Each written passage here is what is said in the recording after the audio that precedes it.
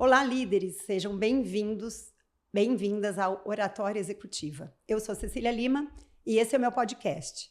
Aqui você vai encontrar quinzenalmente assuntos importantes para você atingir o nível mais alto na sua carreira. Vamos falar de comunicação, autoconfiança, posicionamento e liderança.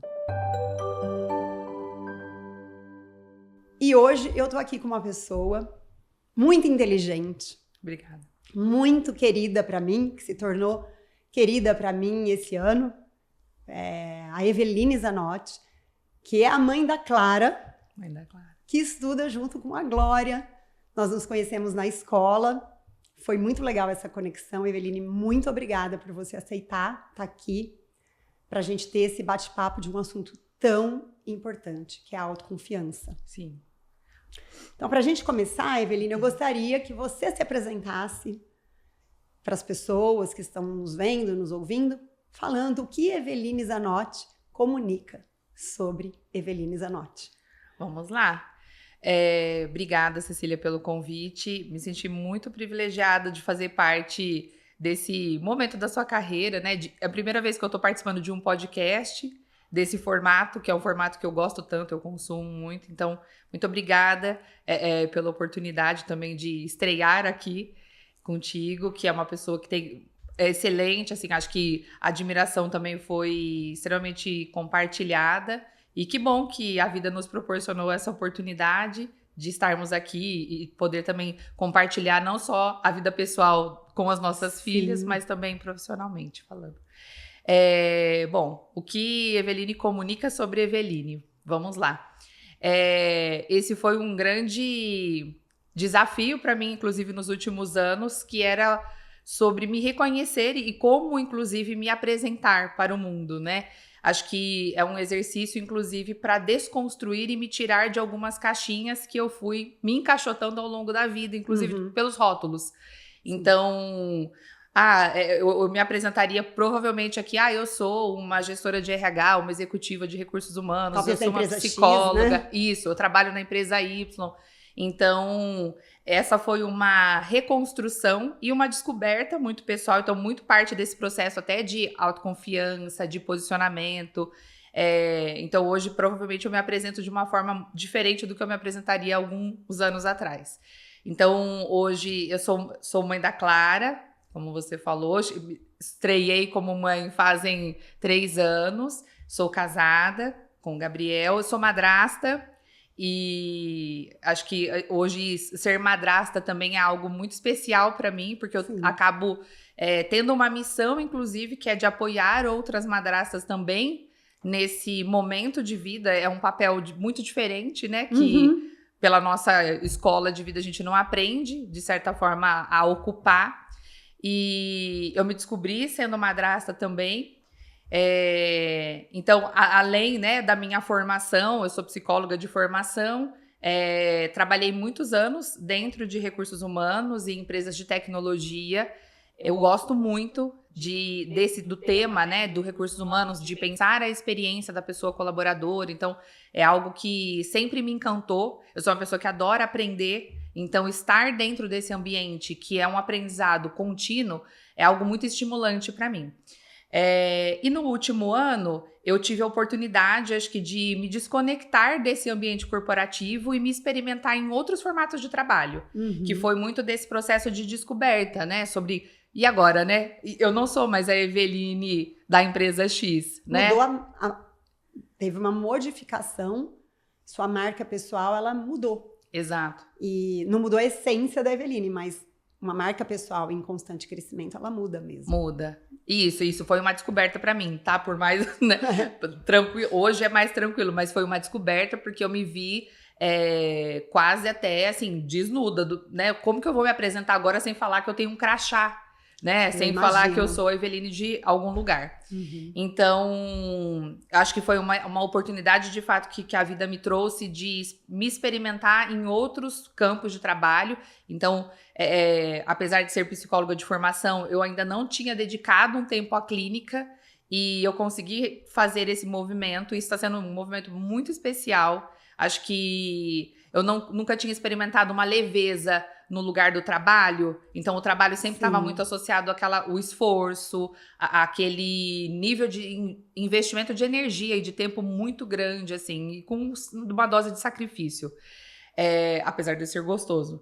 E a clínica me trouxe essa leveza, essa oportunidade de pensar de uma forma diferente, de contribuir de uma forma diferente e também de explorar o lado corporativo, que eu, de certa forma, também não quero abandonar e não queria, né? Como consultora. Então, hoje eu faço um trabalho de apoiar empresas a ter um RH mais estratégico, um RH que seja mais conectado com os desafios do negócio. Então, que formato de RH a gente precisa ter, que tipo de profissionais a gente precisa ter e formar.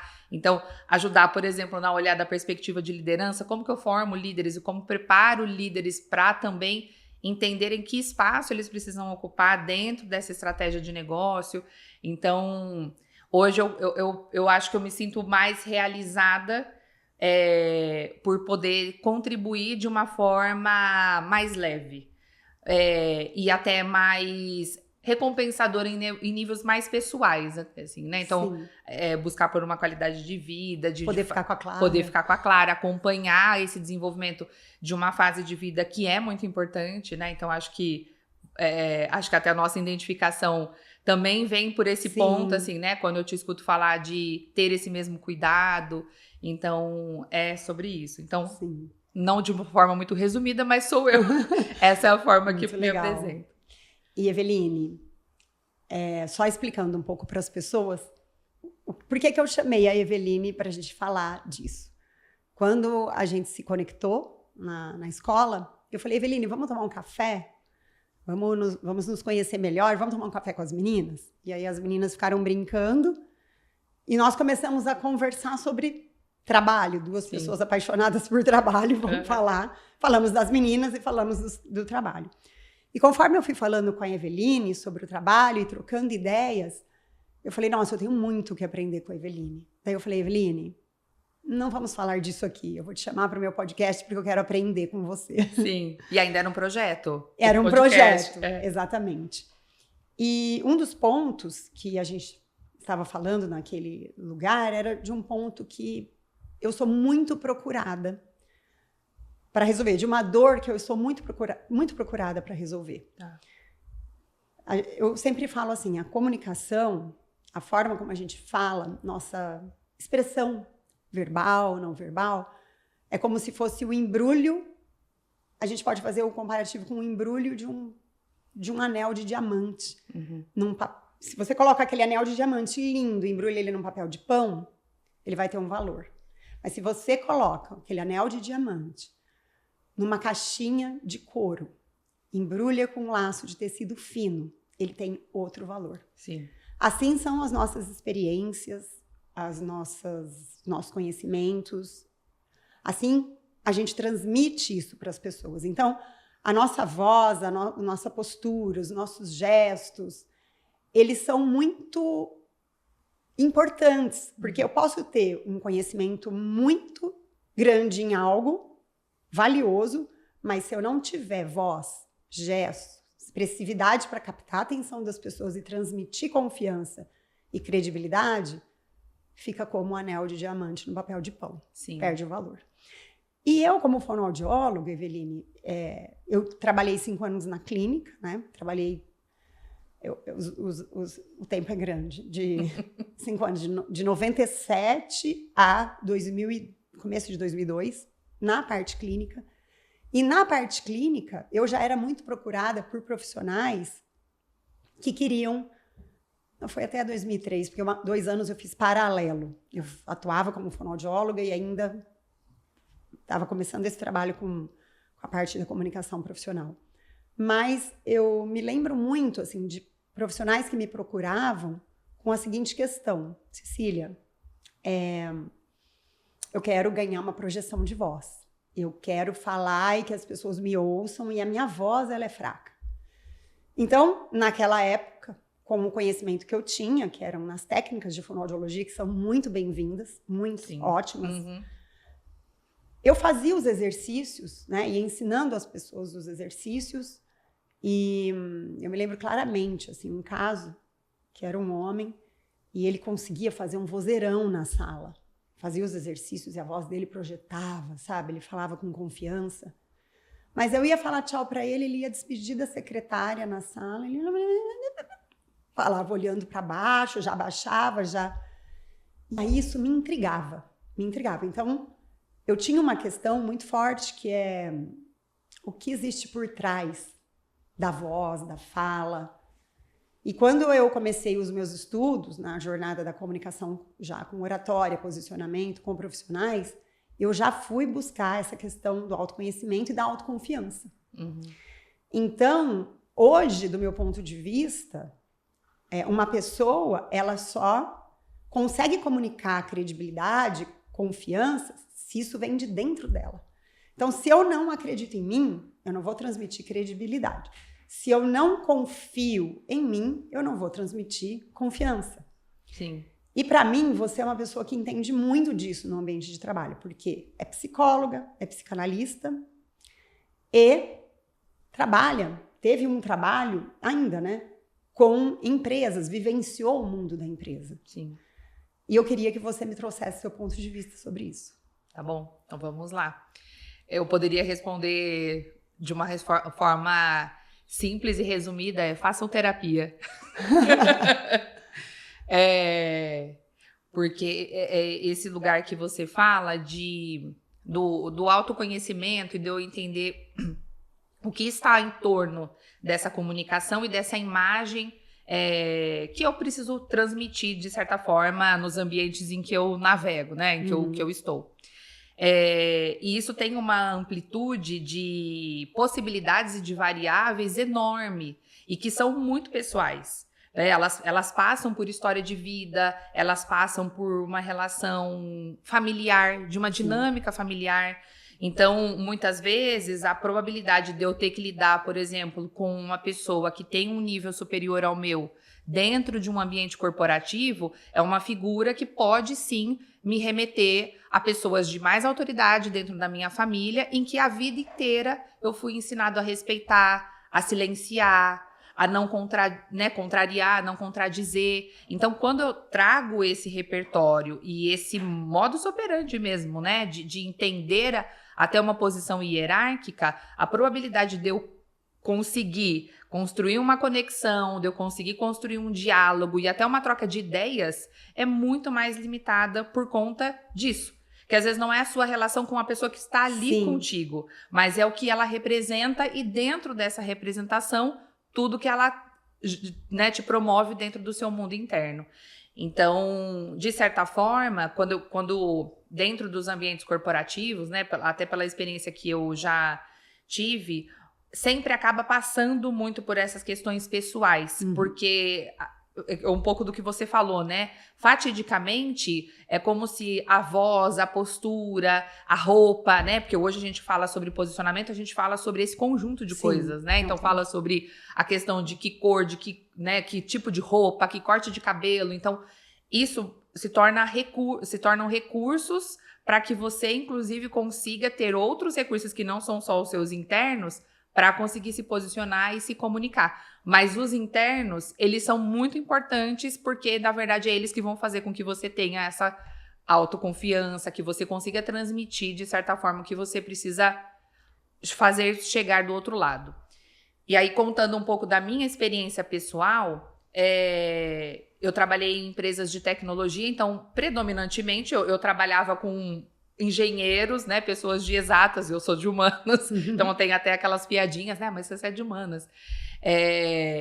E dos meus desafios é porque, além de eu trabalhar com pessoas da área de exatas, são pessoas que têm um nível de detalhe, que gostam de coisas, inclusive, mais exatas, eu tinha que levar, inclusive, reflexões e problemas que eram problemas de um campo qualitativo, subjetivo. Né? Olha, temos um problema de clima. E como que a gente mensura um problema de clima? Num primeiro momento, para mim era... Gente, como que essas pessoas não entendem que um problema de clima, as pessoas saem da empresa porque tem um problema de clima? Do tipo, a gente precisa se comunicar, mas a gente se comunica. Né? Então, é a resposta que eles sempre me traziam, né? Mas a gente faz. Mas olha, a forma que você está se comunicando, por exemplo, não está sendo suficiente, não está chegando. Não consegue compreender, né? Então, sempre, esse desafio sempre existiu. E, para além do recurso da comunicação, eu precisei fazer aprender a fazer uma leitura, inclusive, de com quem eu me comunicava, né? Então, acho que passa por esse exercício que quando da autoconfiança e do conhecimento, de entender que ali eu ocupava um lugar de especialista. Então, eu tive que, de alguma forma, por isso que façam terapia, ou, de certa forma, se a terapia não for possível, tenham mentoria, façam acompanhamento de carreira com uma pessoa que seja uma pessoa de confiança para te empoderar também desse lugar de ali você é especialista, porque muitas vezes eu ouvi isso. Então, assim, faça o que você precisa fazer, fale o que você precisa falar, porque você é a pessoa especialista nesse lugar. E eu precisei ir aprendendo, além de ganhar essa convicção interna, e aprendendo a conhecer a forma que aquelas pessoas se comunicavam. Então, porque engenheiro, pessoal de tecnologia, vem uma psicóloga falar com uma linguagem da subjetividade, né, do que não é assim, 1 mais 1 igual a 2. Isso. Fica desafiador para as pessoas, para você influenciar com a sua nova ideia, né? Isso, exatamente. Então, por que o que você está me falando vai fazer diferença de tudo que eu fiz até hoje, por exemplo, né? Então, era exatamente esse tipo de sinuca de bico que a gente acabava se deparando. E aí, eu precisei começar, acho que até, ouvindo até um pouco do que vocês trocaram aqui no último podcast, né, com o Marlon, que vocês falaram muito da questão de inspiração. De alguma forma, eu me aproximar de pessoas que me inspiram para conseguir também modelar, né?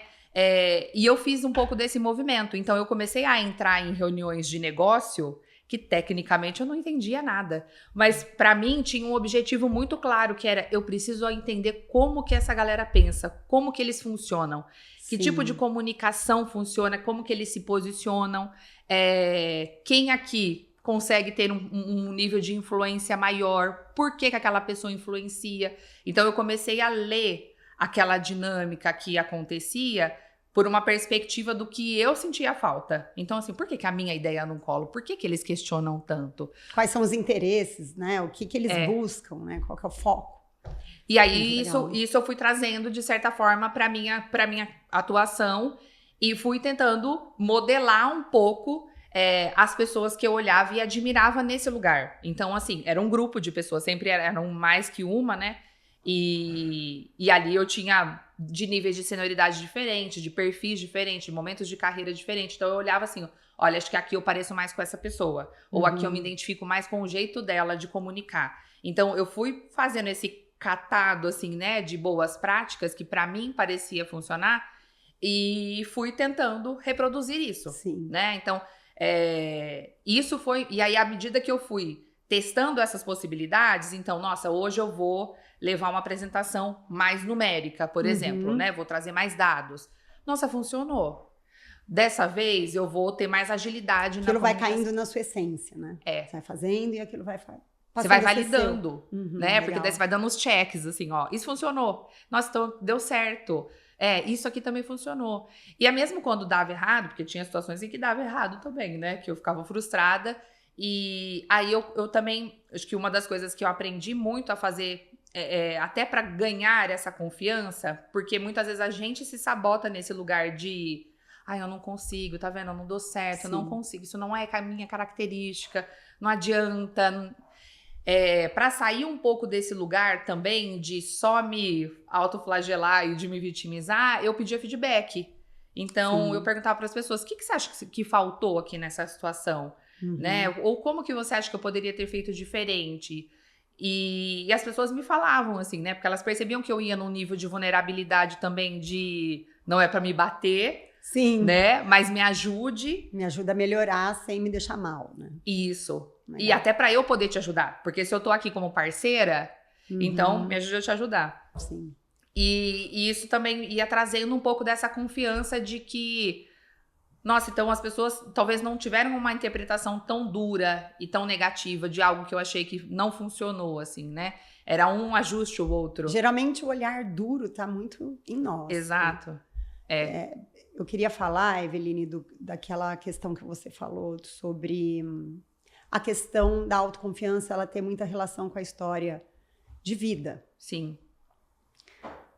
Eu concordo plenamente nisso, tanto que a minha busca, depois que eu comecei esse trabalho, foi sempre buscando ferramentas para eu poder ajudar as pessoas a entenderem melhor o mundo interno delas. E eu quero trazer, eu lembrei aqui, enquanto você falava, de um cliente que eu atendi, que foi um caso muito interessante. E eu acredito muito que, para nós, assim, talvez para você e talvez para mim, é meio que certo isso. Então, a autoconfiança, ela não é é lógico. Existe a relação mente-corpo, né? Sim. São coisas que eu faço, se eu posicionar o meu corpo melhor, eu vou melhorar a minha autoconfiança, porque tudo é conectado. Tem muitos exercícios corporais de autoconfiança. Mas essa questão das pessoas, quando elas se sentem inseguras, irem procurar a solução disso na história delas, eu percebo, não sei se é essa experiência que você tem, que não é uma coisa assim certa para as pessoas, não é óbvio, as pessoas elas se surpreendem. Eu lembrei muito desse caso, que foi ele era, hoje não é mais, ele já está em outro cargo mais alto, mas ele era supervisor numa empresa que é minha cliente, e a empresa me pediu para fazer um trabalho com ele, porque ele é muito inteligente, um engenheiro, e muito inteligente, só que o que acontecia? Ele era uma pessoa que ele não tinha brilho. Ele ia falar, então ele tinha muitos feedbacks da autoliderança, porque ele reportava para a autoliderança, inclusive fora do país. Tá. E uma empresa que valoriza muito o posicionamento, a oratória, a comunicação. E ele estava indo muito mal, porque ele não conseguia apresentar de uma forma dinâmica, de uma forma influente, de uma forma cativante. E aí eu peguei, eles me mandaram vários testes, né, assessments dele, e tinha uma foto dele num dos assessments. E assim, uma pessoa totalmente com a expressividade, assim, né, triste. E aí era estranho nos assessments, porque assim, dava um assessment meio intermediário na questão de ser um bom comunicador. Então, que tinha ali uma certa influência nos resultados, mas que uma falta de energia muito grande. E esse foi um trabalho que eu fiz antes da pandemia e ele veio aqui. A gente fez aqui. E aí eu me preparei para recebê-lo o primeiro dia, né? Uhum. E fui recebê-lo na porta. Falei, vai chegar uma pessoa aqui totalmente... sem energia. Vai chegar andando devagar, olhando para baixo, com a postura assim, né? Uhum. Eu falei, então... já me preparo para recebê-lo de um jeito tranquilo, né? Porque para respeitar o mundo dele. Aí abriu o elevador, uma pessoa assim, um homem todo com energia. Eu falei, oi, tudo bem? Ele falou, oi, você é a Cecília? Eu estava muito querendo te conhecer. E entra todo dinâmico e senta na minha frente. Feliz, sorridente. Aí eu cumprimentei, né? Deixei ele se sentir à vontade. E aí eu falei uma coisa para ele. Eu falei, olha... eu estou aqui com todos os seus assessments, tudo o que me solicitaram, porque ele sabia, não era... os trabalhos corporativos, eles não são misteriosos. Sim. Assim, não posso fazer... não posso ter nenhum contato com a equipe sem meu cliente na frente, né? Falei, olha, por tudo que já foi alinhado, né, e que você sabe, os objetivos escritos aqui, inclusive que ele escreveu junto, eu imaginei chegar uma pessoa aqui triste, sem energia, sem ânimo. Aí ele falou, Cecília, eu sou assim, alegre, feliz, na maioria do tempo, assim. Eu falei, então, o que está descrito aqui? Por que isso que está descrito aqui? Ele falou, isso acontece só quando eu estou com a alta liderança. Quando eu estou com minha equipe, realmente, um profissional com uma equipe super engajada, sabe? Uhum. Não tem como uma pessoa engajar altamente um time de engenharia se ele não tem uma comunicação, uma proximidade, uma influência. Não existe, né? Não. A liderança e a influência andam juntas, e a influência e a comunicação juntas. Uhum. E aí eu falei para ele assim, já com fazendo os trabalhos, voltando mais para o autoconhecimento, eu falei, qual foi a primeira vez que você se sentiu assim na vida? E ele parou, ficou pensando, começou a chorar. E aí ele falou, Cecília, eu lembrei de uma situação, que foi com o meu pai, assim. Meu pai, ele falou que o pai dele era muito exigente, foi uma vez que ele tirou uma nota baixa, e o pai... E aí, né, eu não sou psicóloga, sou fonoaudióloga, mas o meu terapeuta, ele falava para mim, Cecília, você é muito terapeuta, porque eu amo conhecer vida, eu amo história de vida. Sim.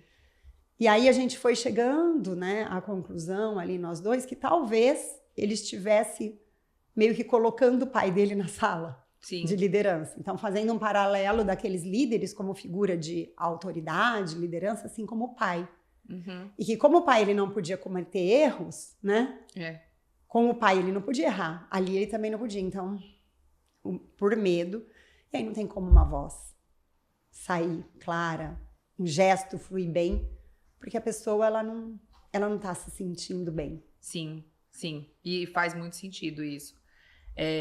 E acho que tem um desafio que logo na sua fala, logo no começo você começou a falar num ponto que me abriu uma reflexão aqui que é importante. Acho que muitas pessoas, aí pensando principalmente talvez no cenário que você atua, é um ambiente corporativo em que existe uma expectativa corporativa de que a pessoa performe também naquele papel ou naquela condição, que ela tenha aquela habilidade bem desenvolvida. E para muita gente é difícil cruzar essa fronteira de uma competência técnica, por mais comportamental ou que ela pareça ser, ela vem com uma origem e com uma solicitação de um ambiente corporativo, de uma performance e de um resultado. Sim. É difícil, muitas vezes é difícil as pessoas cruzarem a fronteira e entenderem que isso existe uma conexão com o pessoal, com a sua história de vida, e que para eu resolver essa característica, essa competência, para eu performar em termos de resultado no corporativo, eu vou ter que olhar para minha história de vida, eu vou ter que olhar para quem eu sou, para quem eu fui, né? Para quem me ajudou a se constituir. Então, porque é muito doloroso esse processo. Então, Sim. Na hora que você fala, qual foi a primeira vez que você se sentiu nessa situação e ele chora, é porque é um lugar de dor. Sim, é um lugar exatamente. difícil de acessar. Então, aí olhando, por exemplo, na perspectiva da clínica, eu tenho pacientes, por exemplo, que não têm lembrança, eles não têm memória. Então, quando eu começo a provocar, quando aconteceu isso, né? Em que momento você teve que lidar com isso? Na sua história de vida, você já experimentou outras situações parecidas? Não lembro. Não sei. E aí, bloqueou.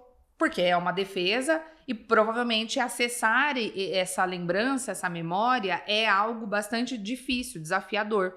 Então, provavelmente, nesse caso, é uma pessoa que tem, inclusive, uma capacidade de autoanálise muito boa e que, de alguma forma, deu esse nível de abertura até para conseguir sentir confiança em você. Acho que esse é um ponto muito importante. Sim.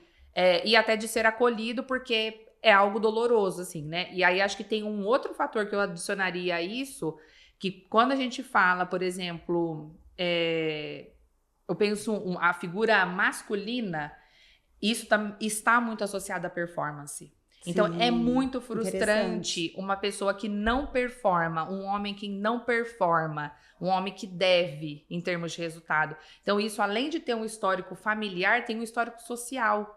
Né? Então, porque ele é colocado no lugar assim do homem que tem que gerar resultado. Exato. Então, eu tenho que ser o homem perfeito, que não erra, que não tem defeitos, que de alguma forma performa. E eu falo performar no sentido de até atuar mesmo, assim, né? Eu me posiciono como alguém empoderado. Então, e principalmente se eu tive figuras masculinas, porque daí pode não ser o pai diretamente, mas pode ser um tio, um avô, um professor. Então, figuras masculinas que internamente me deram essa composição de um homem que performa, um homem que tem bons resultados, um homem que é bem sucedido. Uma referência. Ele tem esse tipo de posicionamento. Então, toda vez que eu olho para aqueles modelos e me vejo distante daquilo, é a hora que eu brinco na clínica que eu falo assim, a hora que eu emburaco. Porque é a hora que eu olho e vejo assim, meu gap tá muito grande. E eu não sei como que eu faço para chegar aqui. Então, além de ter a questão da história de vida, tem uma questão social envolvida nisso também. Nunca tinha pensado nesse aspecto. Tem. Muito do social, porque tem um estereótipo que a gente fala, né? Principalmente na psicanálise, que é um inconsciente coletivo que me gera, inclusive, esse desconforto de me sentir inadequado, porque é isso. Eu faço parte de um grupo de executivos que falam, que vão lá e vendem ideias, que são bons argumentadores, que se posicionam, que são respeitados nesse lugar por serem bons comunicadores, por exemplo. E eu não sou. Então, assim, né? Mas em contrapartida, eu consigo construir boas relações, né? Eu consigo olhar para o meu time e conhecer as pessoas que estão ali, né? Então, eu tenho um outro conjunto de habilidades e de competências que muitas vezes não é valorizado porque eu não tô lá performando como a sociedade também espera que eu performe. E dentro da empresa, esse nome executivo, né? Por isso que eu coloquei, eu direcionei o meu estudo para esse ambiente executivo, porque é onde coloca as pessoas que estão no mundo executivo, no mundo corporativo, colocam mais em prova, né? Tem muita gente que ela vai bem na carreira. Eu recebo muitas pessoas, Cecília, eu tô indo muito bem na minha carreira, muito bem. Só que agora eu tô me preparando, eu preciso dar um passo e eu travei aqui. Então a pessoa não consegue falar em público dentro desse cenário, ela não consegue se posicionar, não consegue colocar ideia, muitas vezes. E eu achei muito interessante essa história do inconsciente coletivo. E como você vê isso, Eveline? Você falou do homem na mulher, porque a mulher também passa por isso. Né? Ela também passa por muita insegurança, por medo, muitas vezes, de falar com um gestor. Mesmo se tem uma relação próxima, você quer falar uma ideia, assim, muitas vezes não fala por medo do que vão achar, do que vão falar.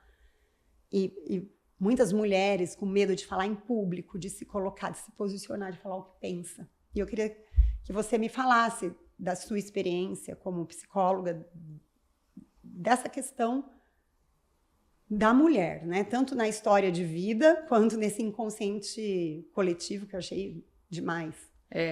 Eu acho que o falar da mulher, para mim, é até mais empolgativo, porque eu acho que é o meu lugar de fala, né? E já acho que faz quase um ano que eu tenho estudado um pouco, inclusive, de como que esse inconsciente coletivo que eu falei, né, ele foi se constituindo a partir dessa questão de gênero, de identidade de gênero. E por isso que quando eu olho também, eu olho para o homem e vejo que tem essa carga histórica que ele carrega, né, o masculino, mas o feminino também tem isso. Então, quando a gente pensa na história da sociedade, há muitos anos atrás, assim, acho que bem antes, inclusive, de Idade Média, a mulher teve um lugar de muito destaque. Porque a gente era olhado, inclusive, como quase que o protótipo divino, né? Porque eu conseguia gerar uma vida. Sim. Né? Então, que mistério que existe dentro do corpo dessa mulher aqui que ela consegue gerar uma vida? E por incrível que pareça, pra gente hoje parece tão óbvio, mas naquela época foi estudado qual era o nível de contribuição que o homem tinha? Ele tinha contribuição para gerar uma vida? Ou a mulher conseguia fazer isso por si própria? Então, a gente foi perdendo esse empoderamento ao longo dos anos. Então, em um momento a gente foi visto como semideusas ali por conta disso, desse privilégio de gerar outra vida. Era a época, inclusive, que era visto, elas são as bruxas, as místicas, então todo mundo, de certa forma, também temia, respeitava. E depois, acho que quando o homem foi identificando que, na verdade, gerava uma vida por conta, tinha uma contribuição dele importante ali, e aí isso foi se transformando, e aí socialmente a gente foi desconstruindo esse empoderamento que a mulher já teve um dia, assim. Então, acho que é importante a gente falar sobre isso também, porque senão a gente também faz uma leitura de que sempre a gente esteve num papel de submissão, sempre a gente esteve num papel de baixa guarda, né? Respeita, não confronta, de menos capaz. Então, eu acho que, inclusive, foram formas que a sociedade foi encontrando para limitar, de certa forma, até as nossas competências e habilidades, assim, né? Até uma forma de não saber lidar. Né? Tudo que eu não sei muito lidar, então é melhor eu isolar ou eu criar regras e processos e leis até para tentar de alguma forma encaixotar.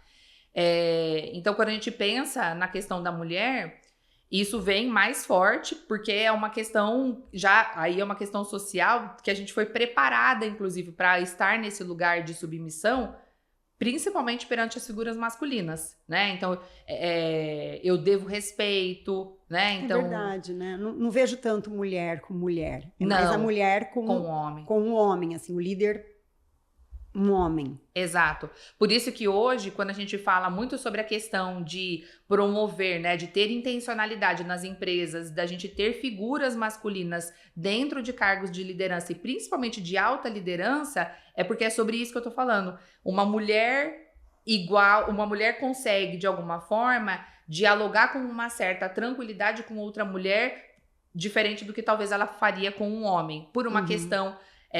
acho que não só de afinidade, mas desse lugar de fala. Eu sou mulher, então eu vim de uma escola, eu vim de uma sociedade que me olha e me enquadra e que projeta em mim uma série de coisas, né, que você vai me entender melhor do que o homem que tem um lugar de privilégio socialmente falando, né? Sim. Então, acho que quando a gente pensa nos desafios para a mulher nessa perspectiva, acho que tem uma desconstrução, inclusive, mais forte, assim, né? E aí, muito do que eu via, por exemplo, dentro do corporativo, porque eu trabalhei com mulheres muito empoderadas, assim, e eu sou muito grata a elas, de serem fontes dessa inspiração, assim, de ver mulheres que não deixaram de ser mãe, que não deixaram de ser femininas, né? Porque muito da confusão mental, inclusive, que existe, então, peraí, se eu tenho que modelar para me enquadrar a esse grupo aqui, ou para ser mais respeitado, mais aceita, então eu preciso ser igual homem? Eu preciso falar igual a eles? Eu preciso me vestir igual a eles? Então se eu usar acessórios, pintar a unha ou ir de maquiagem, não vai rolar. Então eu tive a oportunidade de ver mulheres que cresceram na carreira, que tiveram as suas carreiras, inclusive, muito respeitadas dentro de um ambiente predominantemente masculino e sem perder nenhuma dessas características. Né? Eu vi mulheres que engravidavam, saíam de licença, voltavam, tiveram filhos e lidavam com isso de uma forma muito leve. Né? Então, eu não vi elas se descaracterizarem ou elas se perderem. Não estou dizendo que isso é fácil, né? Ou que foi leve para elas no sentido de esse jogo aqui tá ganho. Mas para eu, por exemplo, que olhava de um lugar de inspiração e de admiração, eu pensava, dá para ser igual a ela. Sim. Dá para ser. Dá para ocupar esse lugar sem precisar ser o estereótipo masculino, sem precisar reproduzir aquele mesmo modelo. Sim. Então, eu vou contar um exemplo aqui que é engraçado, mas é bem caricato nesse lugar. Uma dessas pessoas, que é uma das líderes que eu mais admiro, ela passava esmalte durante a reunião. Você tá brincando? É engraçado, porque era tipo, no meio da reunião, eu tinha uma sala de homens, e ela assim, não é que ela parava a reunião, gente, deixa eu passar o esmalte. Não, ela ia do meio. Ela tava aqui discutindo e sabendo cada vírgula, tá? Era nesse nível, cada vírgula e passando esmalte. E todo mundo aqui, respeitando e dialogando de igual. Então, é lógico que eu falei, e que né? cargo que ela tinha, assim, na ela, empresa? nesse momento, ela era diretora. Hoje, ela é uma das vice-presidentes da empresa. Então, ela foi uma pessoa que abriu campos de jogos para a mulher dentro dessa empresa, assim, que eu olho e falo, meu Deus. E você acha que ela fazia isso propositalmente? Ou eu acho que não. Ela queria mesmo? Eu acho que ela queria. E eu acho que ela tinha Ela via aquele momento como uma oportunidade de fazer Exato. algo, aproveitar o tempo. E eu acho que ela tinha um ponto assim, ó. O trabalho era muito importante para ela. Então, ela estava num lugar de que muitas vezes é o lugar que a gente olha para o homem. O lugar de que o trabalho tem valor, que ele é prioridade. Mas é prioridade também eu me cuidar. É prioridade também eu ir para uma reunião com as unhas feitas. Sim, é importantíssimo. Exato. Então, eu acho que era esse o lugar. Assim, sabe? Então, deixa eu aproveitar esse tempo aqui. Eu trabalho, pinto as unhas e tá tudo bem. Entendeu? E tá tudo bem. Então, acho que tem esse lugar, assim, que eu comecei a ver e acompanhar e pensar nessa possibilidade de é possível, Sim. né? É possível. Mas por quê? Também era uma mulher que, eu acho que tem um ponto que o corporativo é muito óbvio nesse sentido. Ela entregava resultado. Sim. Então, assim, independente se ela pintava a unha, se ela saía durante o dia para levar os filhos no médico. Poderia até levar um cabeleireiro ali no meio da... Podia fazer uma escova, ela entregava resultado. Uhum. Então, assim, acho que nesse lugar, se ela era uma pessoa que influenciava muito bem, então acho que esse ponto da comunicação era algo para ela também muito bem resolvido, assim, né? Então, ela navegava muito tranquilamente nas relações. E aí, mais do que até o expositivo, que é eu falar para grandes públicos, era como eu construo isso aqui, ó. Num relacionamento 1 a 1, né? Exato. Então, muitas vezes, a capacidade dela de influência não estava em ela vender para grandes públicos o que ela fazia, mas ela em vender aqui, ó. 1 a 1. E Pra a hora quem que precisa. todos esses Zooms formavam um grupo, já Exato. estavam todos ali meio que conectados, bem conectados com ela, né? E com ela eu aprendi uma coisa bastante importante, era de você sempre ter os seus patrocinadores, sempre ter as suas pessoas aliadas. Então, assim, quer testar uma ideia? Apresenta para alguém aqui, apresenta para alguém ali. Então, em vez de eu querer apresentar isso para 50 pessoas, para um comitê executivo... Para convencer 50, né? Exato. Eu vou no 1 a 1 ali. Tudo bem, vai dar um trabalho? Vai, mas você vai deixar a pessoa, inclusive, se sentir até mais privilegiada de ter ficado sabendo isso antes, Sim. de ter um poder de contribuição diferente. E ser um par seu na hora de Exato. você apresentar ali para mais gente. Então, na hora de se apresentar para Interessante. 50, no mínimo ali uns 3, 4 já sabiam, inclusive compravam a sua ideia.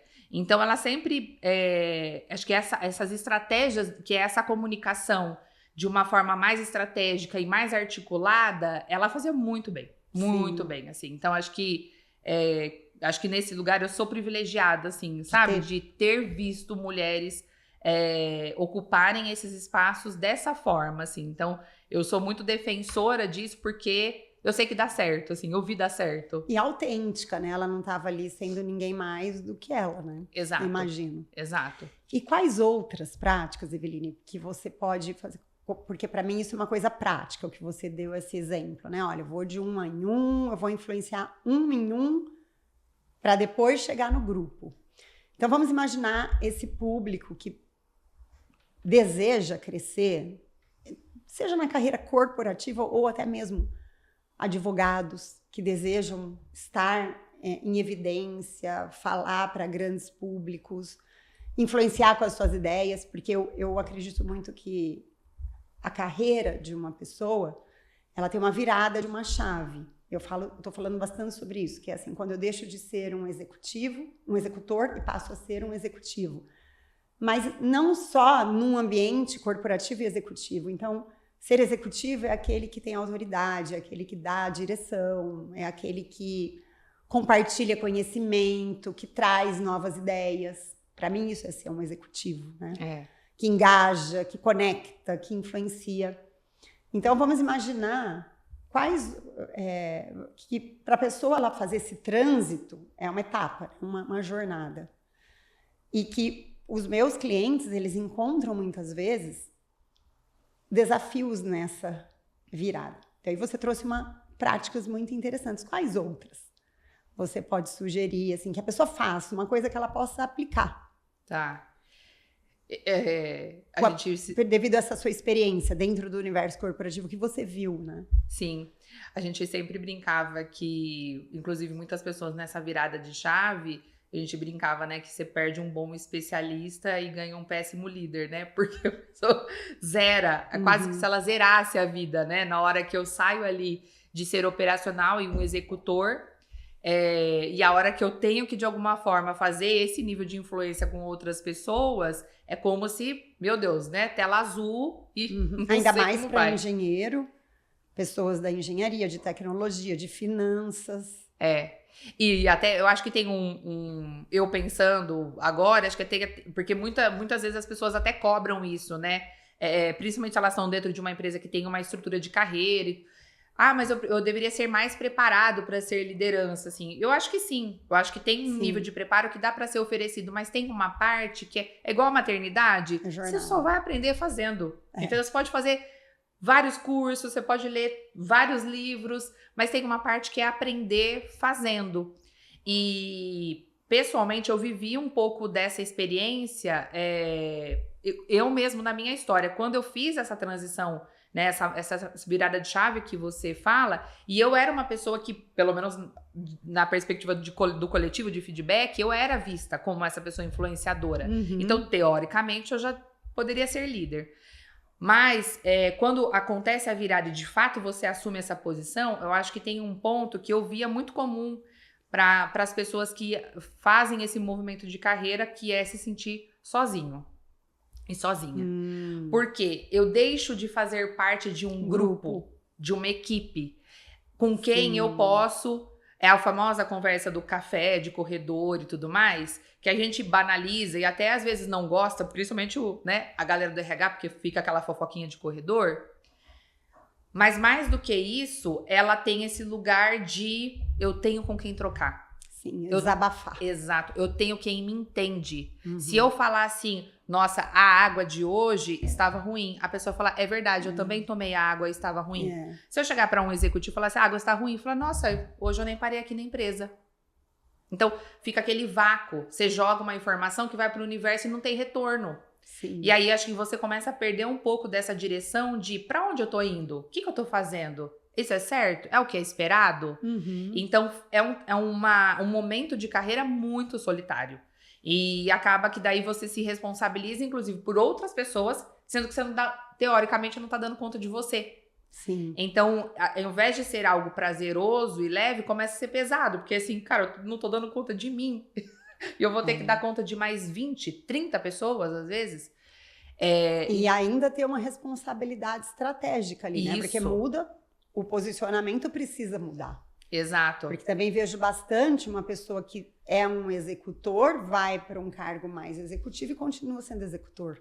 Porque é a zona de conforto. E não é a zona de conforto porque é ruim, né? Porque todo mundo também sempre fala mal da zona de conforto. Mas é porque é onde eu sei fazer. É o jogo que eu sei jogar. É o jogo que eu ganhei, inclusive, jogando. Então, é mais confortável estar ali. Não é porque às vezes eu não quero, mas é porque é difícil. E eu não sei fazer isso. Sim. E aí, acho que tem um ponto que eu aprendi até mais agora nesse momento da minha própria transição de carreira, porque agora eu, de fato, não tenho com quem compartilhar. Eu não tenho equipe. Eu não estou conectada a um ambiente que eu tenho outros psicólogos, outras consultoras. Então, sou eu. E aí, eu acho que tem um movimento que, quando a gente está no corporativo, a gente, às vezes, explora pouco isso. E eu ouvi muito, eu conversei com muita gente, conversei com você, conversei com muita gente nesse momento de transição e foi unânime. Eu ouvi a mesma orientação, faça networking. Sim. Conheça pessoas e escolha as pessoas que você quer conhecer. Então, hoje a gente tem um nível de acesso às pessoas muito diferente do que a gente tinha há anos atrás. Então, como que eu aproveito, por exemplo, uma base de LinkedIn? Não é só para procurar emprego, né? Ou para, de alguma forma, me divulgar, me promover. Mas como que eu faço para conhecer gente interessante? O que elas fazem, o que elas falam, né? Isso, o quanto eu me identifico com a sua trajetória. Então, quantas pessoas que, nesse momento meu, eu vi que fizeram uma trajetória parecida comigo e que eu olhei e falei, cara, deu certo. Porque olha onde que essa pessoa chegou hoje. Então, e como que eu acesso essas pessoas? Então, acho que uma dica prática, o networking, acho que pode ser tanto para o externo, né? Vamos aproveitar o que a gente tem de acesso, inclusive nas redes sociais, mas também pode ser num ambiente de trabalho. Então, como que eu acesso uma pessoa que eu me inspiro, que eu admiro, que eu falo, eu gostaria de ser mais parecido com essa pessoa e me coloco nesse lugar, inclusive, de vulnerabilidade, de pedir ajuda. Sim. Né? Do tipo, olha, eu te admiro muito, gostaria muito de ter uma carreira ou de ser como você, né? Podemos trocar uma ideia? Eu podia te contar um pouco da minha história, do que eu estou fazendo, porque as pessoas também, elas se fecham muito nesse lugar e elas esperam muito ser acessadas. Então, elas esperam muito que de alguma forma alguém venha consultá-las, alguém venha enxergar que elas são importantes, assim, né? Então, a gente também precisa fazer um movimento de buscar isso. De Isso ser aumenta a autoconfiança Aumenta. também, né? Aumenta. Ouvir histórias de outras pessoas. Eu tenho uma paciente que ela empreende. E é muito interessante isso que você comentou agora, Cecília, porque a gente começou a observar isso durante o processo terapêutico. Ela empreende, ela nem mora aqui no Brasil. E era muito perceptível quando ela começava a ter um momento de oscilação emocional, o quanto isso estava conectado com uma frustração ou desconforto dela com o trabalho, com a insegurança. Será que isso vai dar certo? Será que eu tô no caminho certo? Será que isso daqui vai virar? Porque o empreendedor também tem uma vida solitária. Tem. Né? Então, e não era consciente. Então, assim, eu tô contando agora de uma maneira linear, porque a gente elaborou isso em sessões para ter esse nível de clareza. Porque a gente tratava o quê? A oscilação emocional. Nossa, eu tava super bem, agora eu tô super mal. Tô super bem, agora eu tô super mal. E aí, uma das coisas que a gente começou a pensar, que para ela é uma estratégia, então assim, quando eu começar a perceber que isso aqui tá começando a me incomodar, eu tô começando a ficar preocupada se o que eu estou fazendo tá dando certo, se eu vou ou não vou pra frente, que caminho que eu sigo, vai atrás de alguém. Peça ajuda. Sim. E aí eu comecei a sugerir pessoas para ela, eu falei, vai falar com essa pessoa. Aí ela começou a fazer esse movimento e como que gerava um efeito positivo, assim, porque ela voltava extremamente energizada, extremamente empolgada. Sim. Porque daí tava nesse lugar que você falou. Ela ia, apresentava o que ela está fazendo, a ideia dela, alguém ia me falar, nossa, muito legal isso que você tá fazendo, tem um baita potencial de dar certo. Então, isso fortalecia ela nesse lugar, dava um gás, aí ela fica super bem. E aí, toda vez que a gente percebe, tipo, opa, tá tendo uma oscilação. Como que tá aqui? Então esse lugar de eu conseguir acessar outras pessoas, conseguir compartilhar com outras pessoas, é muito importante. Porque nós somos seres de conexão, né? Então, muitas vezes essa jornada de empreender ou de transicionar para uma carreira, também vem uma expectativa muito forte. Então, agora que eu sou executiva, eu tenho que dar conta, né? Porque eu tenho um cargo de confiança na empresa, agora eu tenho um nível de autonomia máximo, então eu também não posso ficar pedindo ajuda igual eu fazia antes, ou ficar lá me lamentando para outras pessoas. Eu tenho que dar conta. Então, a gente também acaba se colocando um peso de estar nesse lugar, de dar conta de tudo, de todos, que muitas vezes não é necessário. E ele é prejudicial. Então, assim, levante a mão, assim, sabe? Peça ajuda, troque ideia. Então, isso eu acho que é uma coisa muito importante. E uma frase que eu ouvi e que sempre eu penso nela, assim, o sentido da abundância não é você ter todos os recursos disponíveis agora. Então, eu não preciso ter tudo aqui agora. Mas quando eu precisar, eu consigo lançar a mão. Então, eu sei com quem eu falo, eu sei que tal pessoa consegue me ajudar. Então, eu consigo ter influência ou capacidade de mobilizar outras pessoas, outros recursos para conseguir aquilo. Isso é abundância. Então, a abundância está muito mais no lugar da conexão do que no lugar do recurso. Que legal, que interessante. Eu lembrei de uma coisa que meu marido brinca, ele fala assim, você não precisa ter uma lancha, um iate, você só precisa ter contato com quem tem iate. Isso, é isso. Muito legal, isso. Ele brinca com isso. E Eveline, agora eu gostaria que você deixasse uma sugestão prática para esse grupo de pessoas que deseja deixar de ser um executivo para se tornar deixar de ser um executor para se tornar um executivo, uma dica prática, que não seja fazer terapia ou algo que eles possam aplicar agora, para aumentar a autoconfiança nessas situações desafiadoras de relacionamento, de comunicação, num ambiente com pessoas com nível hierárquico superior, pessoas que são consideradas maiores autoridades no assunto, porque eu falo, ninguém é mais autoridade no assunto que você. Quando um CEO ele vai falar de um assunto, ele sabe de um viés daquele assunto, um diretor de outro viés, um gerente de outro viés, e assim, o analista, o estagiário de outro viés. Então, uma dica prática para quem quer superar essa questão do medo, esse desafio, se tornar mais autoconfiante para transitar para esse novo caminho, né? Sim. eu gostava muito de usar, gosto muito de usar até umas estratégias que são estratégias para quem desenvolve produto. É uma coisa meio da galera da criação, da galera do marketing, que eu acho muito, muito importante a gente trazer isso para o nosso dia a dia, porque eu acho que traz uma leveza na forma de você conseguir lidar com essas coisas que são mais pesadas. Que eles usam muito o conceito da experimentação e de certa forma, do faseamento. Então, eu sempre, quando as pessoas me perguntam algo nesse sentido, comece pequeno. Então, comece por um grupo pequeno, comece executando coisas em que, desse todo que eu tenho que executar, o que disso aqui me deixaria mais seguro e mais confortável? Não é, então, assim, e pode ser que nem todo mundo tenha esse tempo também, né, Cecília? A gente também não pode generalizar como se fosse... Mas até dentro próprio do seu trabalho, né? Exato. Muitas vezes, do que você está fazendo diariamente. Será que tem algo que você pode liderar ali? Isso. Sem ter um cargo? Exato. Isso, exatamente. Então, assim, não comece querendo... Se para você é um ambiente de extremo desconforto ou de insegurança, por exemplo, estar diante de um público ou de um grupo de executivos apresentando uma ideia, o que a gente falou antes, né? Apresente para pequenos grupos, pequenas pessoas, lidere projetos, iniciativas de um assunto que você gosta, né? Que você domina, por exemplo. Você vai ganhar um nível de conforto, de segurança, até para se experimentar nesse papel, nesse lugar. E eu acho que tem um ponto então acho que esse lance da experimentação, eu falo isso para todo mundo, eu falo para meus pacientes, tipo aquela pessoa que quer ir para academia todos os dias, a pessoa nunca ia para academia e depois a meta dela é ir todos os dias. Eu falo, você não vai atingir a sua meta de todos os dias e isso é muito frustrante. Então comece pequeno, né? Comece indo, todo dia, se eu for todos os dias, mas eu for meia hora, tá ótimo. Se a minha meta era 2 horas, meia hora, ok, perfeito. Foi todos os dias.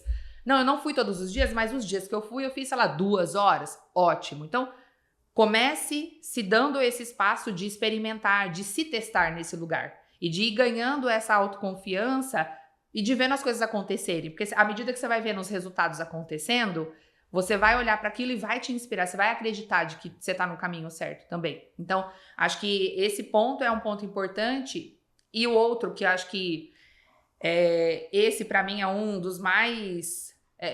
sensíveis, né? Que é a partir do momento que eu me conheço e eu me conheço como pessoa, eu preciso entender até onde é o meu limite.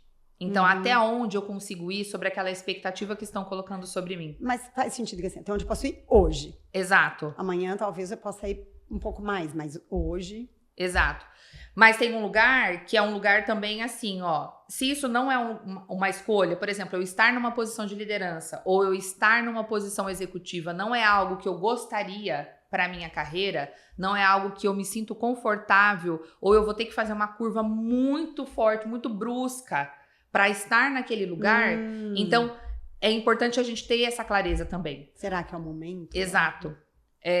Porque a gente aprende, porque daí de alguma forma é como se você tivesse que performar dentro da expectativa que o outro colocou em você. Então, porque a empresa está te falando que você precisa ser executivo, então agora a todo custo eu preciso virar executivo. Mas o quanto vai te custar isso? E eu percebo, Eveline, que muitas vezes não é só a empresa que pede, a pessoa que busca, ela quer, ela acha que ela considera que esse lugar... Tudo bem? E esse lugar é um lugar, assim, maior, é um lugar onde ela vai realizar mais. Isso. E realmente muda. Sim. Você vai ter um poder ali de influência, talvez maior, ou talvez não sei. Mas as pessoas buscam isso, elas querem, né? E talvez isso é de respeitar e entender, né? Quando será que eu tô pronto? Ou olhar. Eu gosto muito do exercício, Eveline, assim, não sei se isso faz sentido para você, mas... de olhar para as suas forças e entender na sua história o que você já liderou. O que você já liderou? Sim. Você já liderou uma família? Você já liderou uma sala de aula? Você já liderou um grupo de crianças? Já ensinou adultos a fazer alguma coisa que não seja aquela... E buscando a identificação de liderança, mas olhando pelas forças, porque dá a impressão para mim que quando esses profissionais eles chegam perante esse universo, parece que some tudo, sabe? Como se eu não tivesse essa capacidade. Como não tivesse nada, né? Exato. Eu acho que esse é um ponto bastante importante e claro, até porque muitas vezes, se não é aquele um momento, ou se de fato você não é a pessoa para estar naquela posição, tem outros lugares e outros espaços que você vai poder ocupar usando as suas forças de maneira que elas tenham, inclusive, Sim. um valor tamanho que você vai exercer influência sendo quem você é. Sem precisar ter uma curva muito forçada para caber em algo que está pré-estabelecido e que às vezes não é algo que você quer ocupar de fato, Sim. né? Que é isso, às vezes é a busca por esse status, a busca por esse nível de entendimento influência. que está por trás. Exato. Então, acho que tem esse ponto, que é um ponto que dá pra gente fazer, inclusive, outros podcasts para falar sobre isso, mas que é o fato de você se respeitar nesse lugar de aonde eu consigo ser eu, genuinamente, né? Porque aonde eu estou genuinamente, eu não preciso me forçar para caber ou para me encaixar, é o lugar que eu vou mais performar. E é onde o olho brilha, o gesto Exato. fica melhor, a voz mais leve. A voz fica mais projetada, Exato. a articulação mais clara, pegando um ponto do que a gente trouxe no início. Isso. Nossa, Eveline, poderia ficar conversando, a gente poderia ficar conversando aqui dias e dias Sim. e dias. Muito obrigada. Como que as pessoas fazem, Eveline, para te encontrar? No LinkedIn é Eveline Zanotti, o meu perfil. Zanotti. Zanotti com 2 T's Dois e T's. Isso. Importante. Zanotti. E Eveline, do jeito que eu tô falando aqui, é o jeito que escreve, porque geralmente, quer colocar um Y, 2 N's, não, é Eveline. Uhum. No Instagram é EVE, que é a abreviação de Eveline Zanotti. Então é o meu perfil é aberto também. Tô super disposta, né, a trocar, a compartilhar. Então, quem quiser também pode me mandar mensagem, me chamar por lá. Legal. E se você ficou com dúvida ou quer fazer uma pergunta para mim ou para a Eveline sobre esse assunto, coloca aqui embaixo, a gente vai ficar muito feliz de te responder. E coloque também qual foi o ponto que te chamou mais atenção nessa conversa, que é extremamente relevante. Autoconfiança é um dos temas mais importantes para a vida e para a carreira.